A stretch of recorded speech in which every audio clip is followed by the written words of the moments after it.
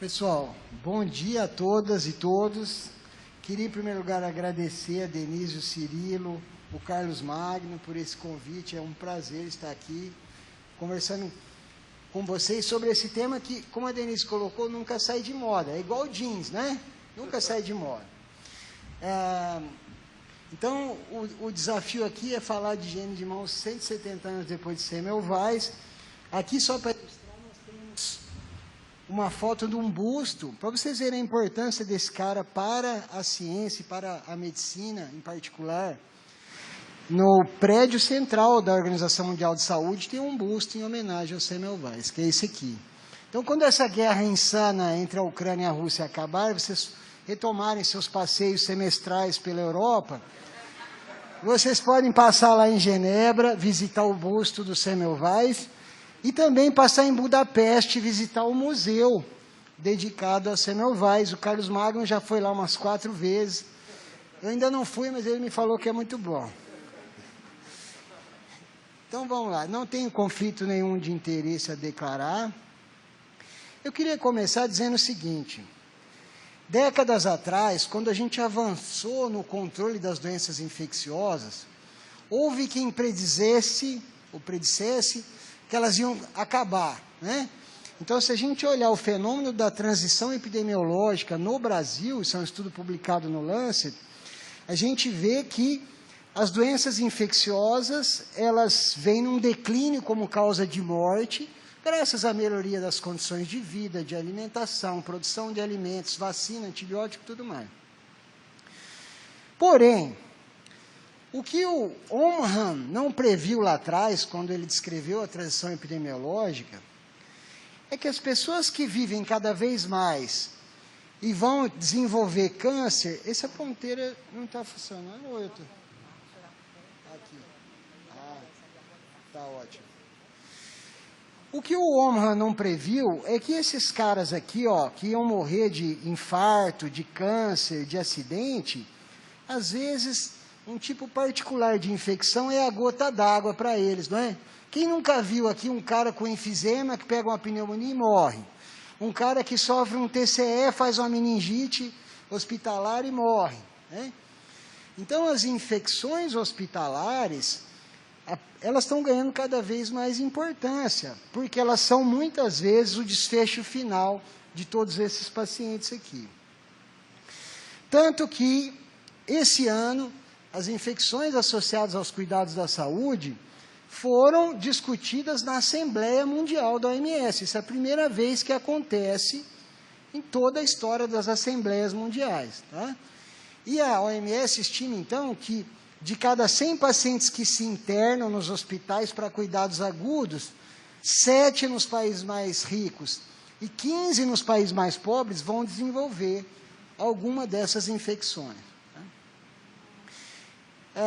Sem mencionar o problema da resistência bacteriana. Então, se a gente olhar aqui, não sei se vocês conseguem ler, mas até a velha E. coli, que sempre foi sensível a tudo, né?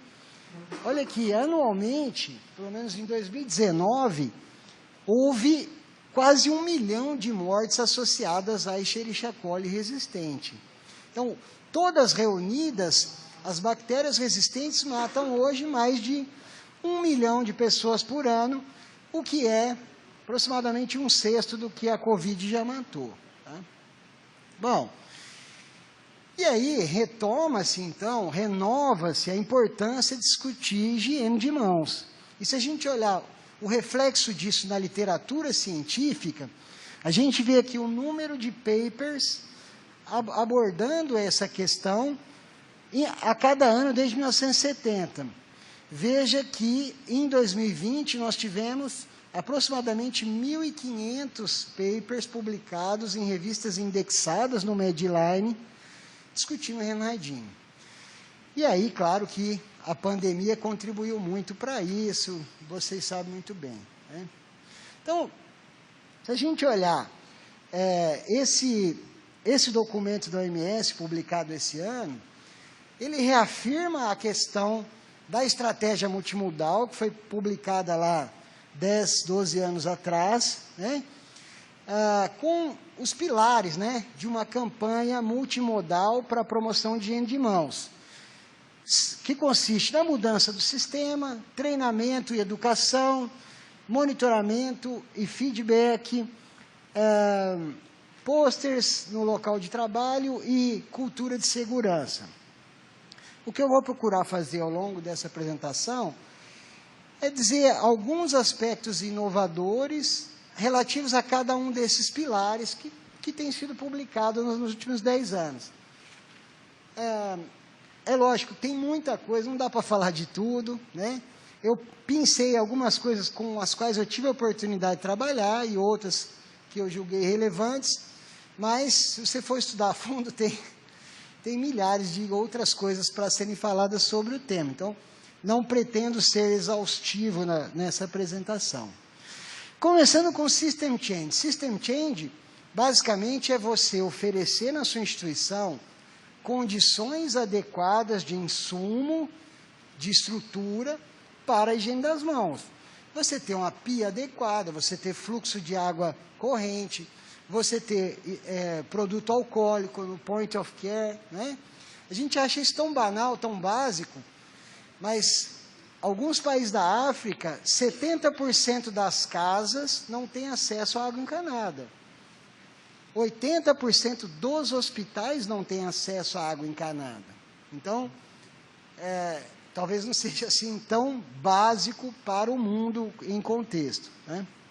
Bom, quando eu cheguei em Genebra, para ser o gandula do professor Pittet, você falou que eu era o pupilo, não, perto do Pelé eu me sinto um gandula, né? Mas quando eu cheguei lá para fazer o meu estágio, eu peguei os dados de monitoramento de higiene de mãos e falei assim, 98% das ações feitas com álcool e 2% com água e sabão. Eu falei, não é possível, esses caras não usam luva. Como é que você tira uma luva com a mão cheia de talco e passa álcool? Que era o que a gente fazia no nosso hospital, não tinha como, tem que lavar. Aí rapidamente eu percebi que eles não usavam luva com talco. E aí me acendeu a ideia, falou, pô, mas pera lá, será que se a gente trocar a luva com talco por luva sem talco, isso aumenta a adesão à higiene de mãos? E foi um trabalho que eu propus para a Mayra, que hoje é professora lá da Escola de Enfermagem da USP, e foi objeto da pós-graduação dela. Então nós pegamos uma UTI que usava lá a luva talcada, comum do dia a dia. Nós monitorizamos a higiene de mãos, a adesão à higiene de mãos na unidade, individualmente, e depois trocamos a luva por uma luva nitrílica, sem talco, e observamos o que ia acontecer, né? Então, aqui, cada linha representa um profissional da saúde.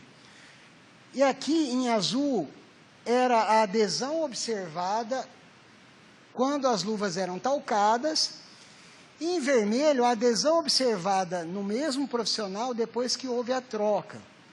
E você vê que em praticamente todos, com exceção de poucos aqui, né? Mas na imensa maioria, a troca aumentou a adesão e, na média, isso aumentou de 55% para 60%, que, embora pareça pouco, é um resultado que pode impactar significativamente na prevenção de infecções. Então, gente, isso é uma coisa que a gente tem batalhado nos hospitais, né? Porque não dá para se falar em fazer boa promoção de higiene de mãos numa UTI que usa luva com talco. Isso é impossível, né? Quase tudo que se faz em UTI, principalmente para enfermagem, demanda o uso de luva. Se você for ter que lavar a mão toda vez que você remove a luva, é absolutamente inviável, né? Bom, um outro aspecto também que envolve queixas recorrentes, né, é a questão da qualidade do álcool que a gente usa, seja líquido ou seja em gel, né? Eu tenho certeza que todos vocês aqui já usaram um produto que deixa as mãos pegajosas. Isso se baseia num fato muito simples. A maioria das formulações produzidas no mundo inteiro utiliza como base essa formulação da OMS. Inclusive, ela é localmente produzida em muitos países, né? Porque tem países que não tem comércio de álcool gel. Então, o pessoal fabrica, mistura água com álcool, com a glicerina, com água oxigenada, quando vai reutilizar o frasco, né? Enfim. E essa fórmula da OMS, ela contém 1,45% de glicerina. Por que 1,45% de glicerina? Porque ela foi desenvolvida para uso em países de clima frio. Daí, quando você lava muito a mão com água quente, a sua mão começa a ressecar. Quando eu morei em Genebra, no primeiro inverno, eu comecei a me coçar todo. Aí eu fui procurar um colega lá, falou, o que eu tenho? Ele falou, isso aí sua pele está ressecada, porque você toma banho quente, tira a oleosidade da pele, e você não sua como você suava no Brasil. Vocês têm essa mania louca de tomar 2 banhos por dia, a sua pele está ressecada. E aí ele mandou eu parar de tomar 2 banhos por dia, tomar 1 banho 3 vezes por semana, que ia resolver. Eu falei, e a alternativa? A alternativa é passar um hidratante. Eu falei, tá bom, então eu fico com o hidratante, que vai ser muito bom para o meu casamento. Aí, quando eu voltei para o Brasil, aqui a gente usa água fria. E a gente sua muito, porque o clima é quente. Então, se você começa a aplicar muita glicerina, a mão fica pegajosa. E isso prejudica a adesão. Então, voltamos ao básico, system change, né? Então, a gente fez esse estudo para avaliar qual que era... Nós variamos a concentração de glicerina para ver qual que era a preferida do profissional. E aí vocês veem que, nessa escala aqui, quanto mais clarinho, melhor, né? Então, aqui é escamação, vermelhidão, fissura e avaliação visual da pele. E aqui vocês veem a variação da concentração de glicerol, de 0, meio, 0,72 e 1,5, que é o padrão da OMS. Vocês podem observar que em todas as avaliações, tanto feitas objetivamente por um enfermeiro treinado, quanto subjetivamente pelo próprio profissional, a concentração que melhor se deu foi 0,5%. Quando você tira todo o glicerol, aí a mão começa a ressecar, né, pelo efeito do álcool. Então, um pouquinho de glicerol precisa. Mas não pode ser tanto como tem na formulação padrão da OMS. Tá? E além disso, gente, o glicerol, ele também prejudica parcialmente o efeito microbicida do álcool. Porque ele é um substrato para a fermentação bacteriana na pele. Então, se a gente for fazer um balanço entre tolerabilidade e eficácia antimicrobiana, a concentração ideal é 0,5%. É isso que eu tenho falado para os fabricantes. Gente, vocês não podem pegar a fórmula que vocês usam lá na Noruega e trazer para o Brasil e achar que vai dar certo. Vai ficar esse negócio gosmento, pegajoso, que ninguém usa, não é? Um outro aspecto do system change, que a gente também tem estudado na questão da pesquisa, é qual que é o método de eleição para o preparo cirúrgico das mãos, né? Será que é melhor fazer a descontaminação com álcool, ou será que é melhor fazer a clorexidina ou PVPI com a escovinha, né? O tradicional degermação. A gente sabe que, do ponto de vista de efetividade, são métodos comparáveis, né? Do ponto de vista de eficácia microbiológica, o álcool é um pouco superior, e do ponto de vista de sustentabilidade, o álcool é muito melhor, porque você não gasta água, você não gasta o lixo, né? E chega, inclusive, a ser mais barato, porque a escovinha tem um custo considerável, né? Bom, mas por que se tem tantas vantagens, por que tem tanta gente degermando ainda? Então, nós fomos estudar qual que era a preferência do cirurgião. Isso também foi objeto de pós-graduação lá em Ribeirão. E aí a gente comparou tanto o álcool com a degermação com clorexidina, quanto com PVPI. Então, aqui vocês veem, com clorexidina, praticamente deu empate, né? A maioria dos parâmetros avaliados aqui deu o azulzinho, que tanto faz para o cirurgião um como o outro. Para alguns aspectos, o álcool foi melhor, é o que está em laranjinha aqui, por exemplo, textura, né? A questão do ressecamento. Para outras coisas, a clorexidina foi melhor, por exemplo, aqui o cheiro, né? Agora, quando a gente compara com o PVPI, aí o pessoal prefere muito mais o álcool do que a degermação com PVPI. No final, a gente perguntava assim para os cirurgiões, mas se você tiver que escolher, o que é que você prefere? 73% disseram, eu prefiro o álcool. Então, por que a gente ainda está usando aquela escovinha que demora mais, que resseca a pele, que gera mais lixo, que gasta mais água, que é menos eficaz do ponto de vista microbiológico e que é menos preferida pelos cirurgiões? Por que nós estamos fazendo isso? System change, gente, né? Quem aqui no hospital ainda tem degermação no centro cirúrgico? Levanta a mão, por favor. Quem tem só álcool no centro cirúrgico? Quem tem os dois? Essa é uma ideia, né? Dar opção. É até uma ideia de fazer uma troca gradativa, né? Você dá a opção e depois você vai deixando a escovinha bem escondida. Você fala assim, ó, eu tenho os dois, mas se você quiser a escovinha, você tem que preencher uma requisição.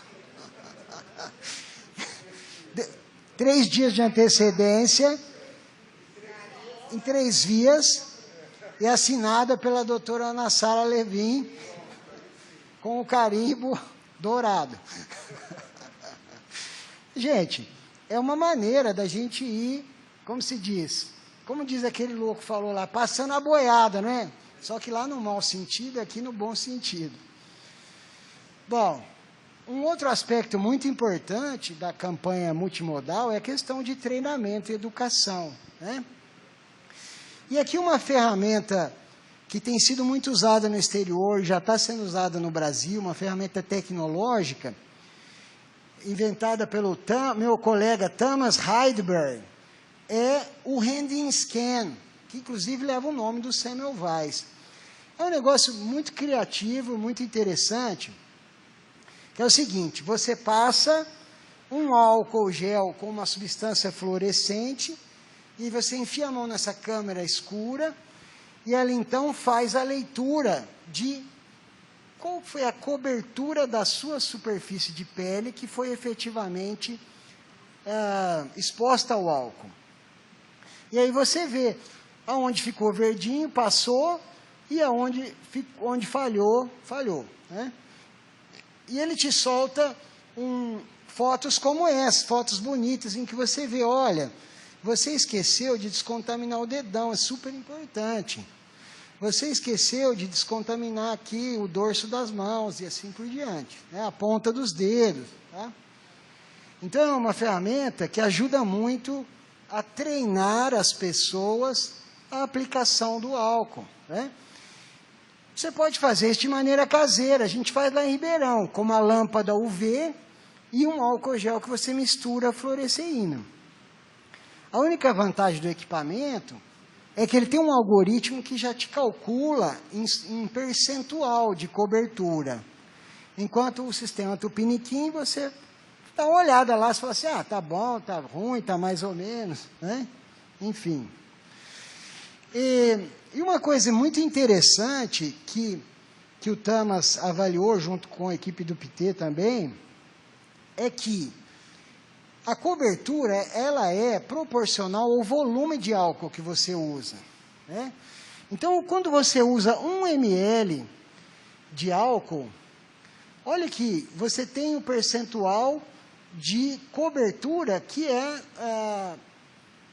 de 7% de não cobertura, né? E conforme você vai aumentando o volume, esse percentual de não cobertura reduz significativamente. Lá no hotel onde nós estamos hospedados, que aliás é muito bom, já eu vou agradecer aqui a comissão organizadora. É um maravilhoso hotel, tem um ótimo café da manhã, mas tem um problema. Quando você entra no elevador, tem um dispensador bonito, álcool gel, fotovoltaico. Aí você põe a mão, ele te solta uma gotinha de 0,1 ml. Aí eu fico lá 10 vezes acionando ele para ter 1 ml de álcool. Gente, 1 mililitro de álcool é muito pouco álcool. Isso a gente, não vou mostrar aqui, mas a gente fez estudos microbiológicos. Um cara com a mão do tamanho da mão do Cirilo, ele precisa no mínimo 3 mililitros de álcool. Uma pessoa com a mão pequenininha, assim, aquela pessoa bem pequenininha, no mínimo 2, no mínimo 2. Uma pessoa com a mão muito grande pode precisar de 4 ou até 4 ml e meio para fazer uma boa descontaminação de mãos. Então, essa ferramenta de treinamento pode ajudar nesse sentido também. Bom, uma outra ferramenta tecnológica que serve para treinar e, ao mesmo tempo, para monitorar tanto essa questão do volume, quanto a questão do tempo de fricção das mãos, é essa ferramenta aqui, que é conhecida como Smart Rub. Né? O que é o Smart Rub? O Smart Rub foi o projeto original do meu pós-doutorado na Suíça. Depois eu me envolvi em um monte de outras coisas, mas... esse aqui é o engenheiro Yves Martin, o cara que desenvolveu esse processo. Isso aqui, gente, ele é parecido com um actígrafo. É uma pulseira que detecta movimento. E aí, o que eles fazem nesse estudo aqui? Eles põem um sensor de volume no frasquinho do álcool líquido ou em gel, que comunica com esse bracelet. Então, você pega, põe o bracelet no profissional da saúde, a gente fazia, né, o tamanho da mão, calculava a superfície da área da mão e dizia assim, ó, para a sua superfície, você precisa de 2,7 mililitros. E aí, quando o cara pega o potinho e abre, o bracelet registra o volume, o potinho registra o volume que sai. A hora que o volume chega na dose adequada, o bracelet vibra, para dizer, ó, você chegou na dose adequada. E aí ele começa a fazer a fricção, e aí a fricção mínima a gente padronizou em 15 segundos, e a hora que você atinge 15 segundos, ele vibra de novo, para dizer, ó, agora tá bom, você está com a mão safe para trabalhar.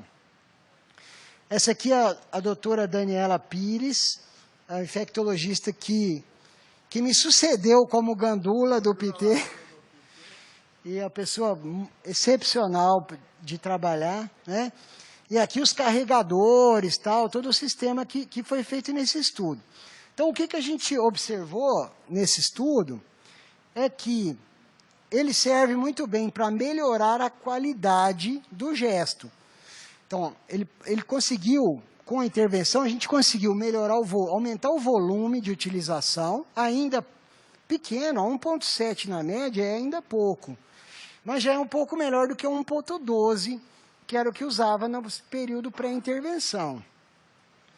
E também a gente conseguiu aumentar a duração da fricção, de 6,5 para 8 segundos, mas ainda assim insuficiente, que a gente já definiu microbiologicamente que 15 segundos seria o mínimo. Por outro lado, a gente avaliou também como que o uso dessa ferramenta interferiria na adesão. E aí, gente, curiosamente, não houve um impacto significativo, em alguns grupos até caiu um pouco a adesão com a utilização do bracelet. Então, isso foi, de certa forma, uma certa decepção, mas persiste a ideia de que ele serve para treinamento e melhoria da qualidade do gesto de higiene de mãos. Bom, outro pilar da campanha multimodal de promoção de higiene de mãos são os reminders, né? Os posters, aquilo que a gente usa como marketing para lembrar o profissional a todo momento da importância da higiene de mãos. Aqui não tem muita ciência, gente. Aqui tem muito pouca pesquisa sobre isso, mas tem coisas que empiricamente a gente usa e parecem produzir algum resultado, mas não tenho nada publicado para falar sobre vocês. Então, uma das estratégias que tem sido usada é a estratégia de estimular a empatia, né?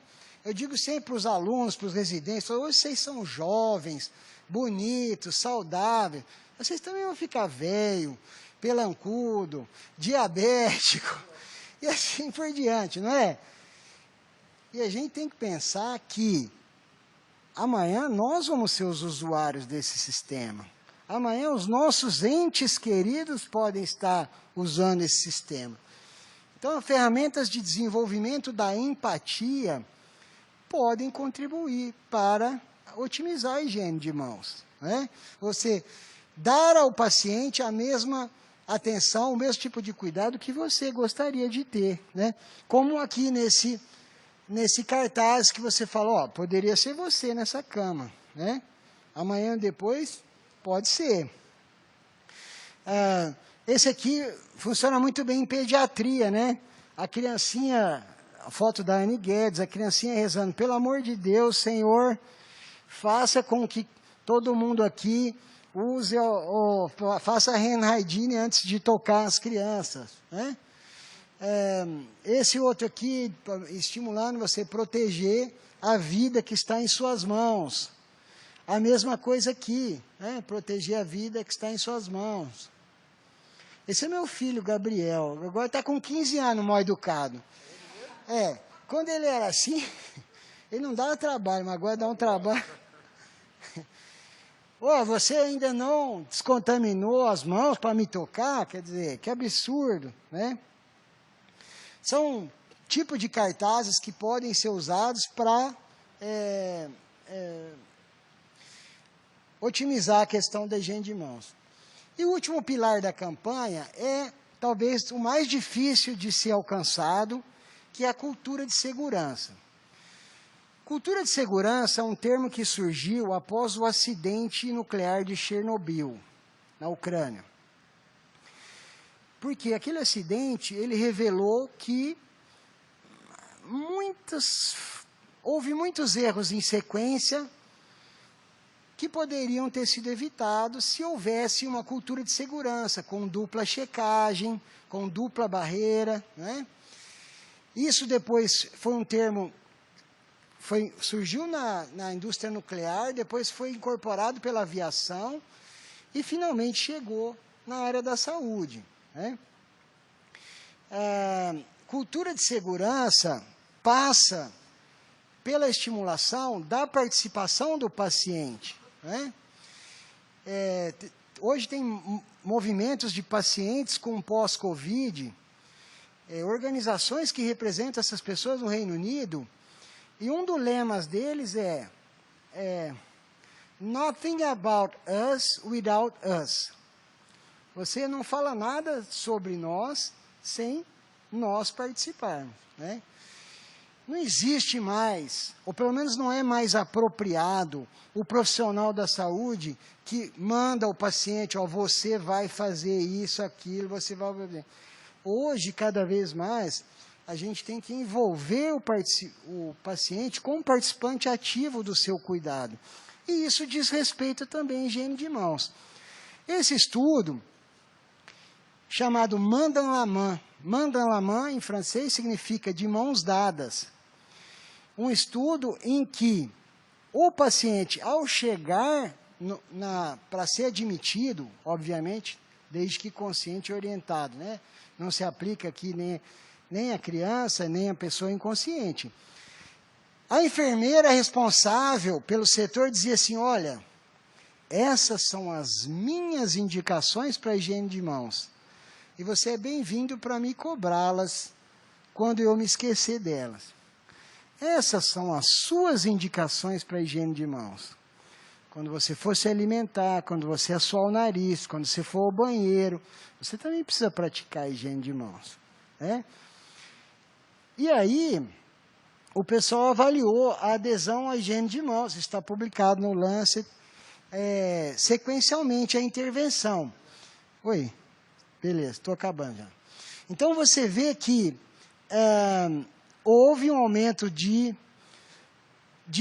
adesão nos dois grupos aqui. Os grupos diferiam um pouco em relação à intervenção, mas o impacto da intervenção foi tão amplamente divulgado na instituição que até o grupo controle aumentou também um pouco a adesão à higiene de mãos. Tá?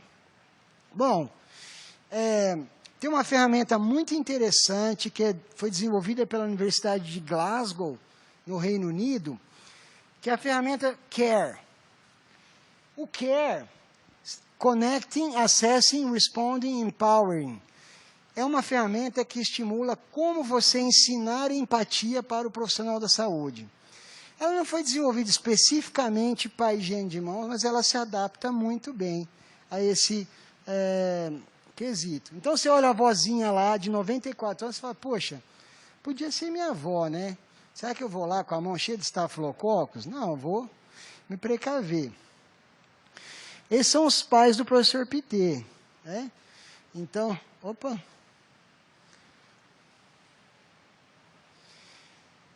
Então, justamente nesse sentido de você prover ao paciente o mesmo nível de cuidado que você gostaria fosse oferecido ao seu pai ou à sua mãe. Tá? Vejam vocês a relevância da empatia. Isso aqui são os dados de adesão e consumo de solução alcoólica no Hospital Universitário de Genebra. Desde lá, de 1994, a primeira campanha, até 2020.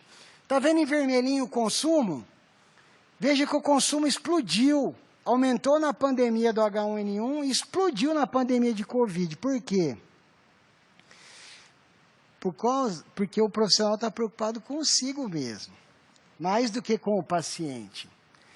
Ele sabe que ele, sendo jovem, saudável, é difícil ele pegar uma Cinetobacter multi-R, uma Klebsiella KPC. Mas ele sabe bem que o Covid mata qualquer um. Né? Pode matar qualquer um. Então, olha como explodiu o consumo lá.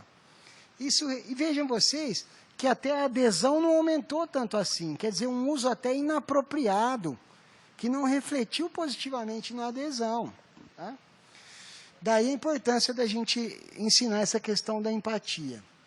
E quando o paciente não pode participar do processo, porque ele é uma criança, você pode também envolver os parentes, né, os responsáveis pela criança. Tá? Eles têm um estudo interessante de revisão abordando isso também. Né? Cultura de segurança requer o envolvimento de líderes. Né? Então, você falou do Pelé, está aqui a nossa colega Heloísa, lá do Pequeno Príncipe. Olha o líder que ela levou lá para promover a higiene de mãos. Nada mais, nada menos que o próprio Pelé. Foi lá, circulou no hospital. Isso aqui é o diretor clínico, acho que dono também do hospital. Né? Ele lá dando exemplo, dando apoio. Né? Isso é muito importante. Não adianta nada você falar de higiene de mãos, tudo, o seu administrador não apoia, não compra insumo, não te dá crédito, não é? Então, o envolvimento de líderes é importante. Aqui, o professor Pitê com o Bill Clinton. Aqui com o próprio Papa. Né? O Papa também foi visitar lá os doentes num hospital em Roma. O pessoal flagrou ele lá higienizando as mãos com álcool. Isso não é montagem, não. Isso é foto verdadeira. Tá, gente? Então. E uma coisa que se fala muito lá na Faculdade de Medicina Ribeirão Preto, que a primeira vez eu ouvi da boca de uma estudante num simpósio de graduação, eu falei, nunca tinha ouvido esse termo. O currículo oculto. Vocês já ouviram falar disso ou não? O currículo oculto é aquilo que ninguém ensina, mas todo mundo faz. Né? Então, o professor de obstetrícia fala lá assim, não é para fazer episiotomia. Mas chega lá na sala de parto. Se a episiotomia é feita com frequência, o que o aluno vai aprender? A fazer episiotomia. Gandhi dizia muito isso. Você tem que dar o exemplo daquilo que você quer propagar. Tem uma história famosa de que um pai teria levado o filho com diabetes para o Gandhi e falou assim, Gandhi, você precisa orientar o meu filho a parar de comer doce, ele tem diabetes, ele come muito doce. Aí o Gandhi falou assim, volta daqui 2 semanas. Aí o pai não entendeu nada, né? E depois de 2 semanas levou novamente o filho lá. Aí o Gandhi falou assim, você não pode comer doce, faz mal para a sua saúde. E o pai perguntou, mas por que você mandou ele voltar daqui 2 semanas? Ele falou, não, porque 2 semanas atrás eu também comia doce. E agora eu parei de comer doce para poder dar o exemplo e orientar o seu filho. Né? Então não adianta nada o infectologista falar para lavar a mão e ele vai lá ver o paciente na UTI, não passa álcool, não usa máscara, não dá, né? Não funciona, não é isso? Gente, era basicamente isso que eu tinha para falar para vocês. Eu agradeço a sua atenção e se houver tempo, fico à disposição para alguma pergunta.